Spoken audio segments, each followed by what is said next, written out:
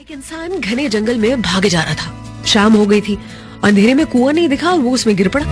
अब गिरते गिरते मतलब नसीब वाला था, नसीब बलवान था उसका, तो एक झुके हुए पेड़ की डाली उसके हाथ में आ गई। डाली पकड़ ली उसने और नीचे देखा तो चार चार मगरमच्छ मुंह खोले हुए इसकी राह में। जिस डाली को उसने पकड़ रखा था उसे दो चूहे कुतर रहे थे।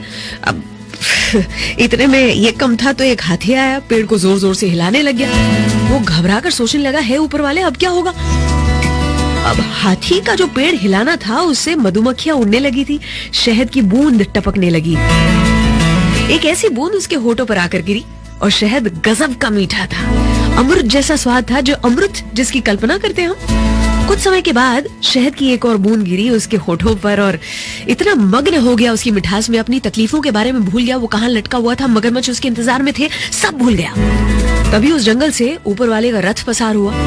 ऊपर वाले ने कहा कि मैंने तुम्हारी पुकार सुनी है बालक, तुम्हें बचाने आया हूँ, मेरा हाथ थाम लो। इंसान ने कहा, जी बस आया, ये एक बूंद जो गिरने वाली है बस उसको चाट लो। एक के बाद एक बूंदों को चाटने में लगा रहा और ऊपर वाले का रथ वहां से निकल लिया।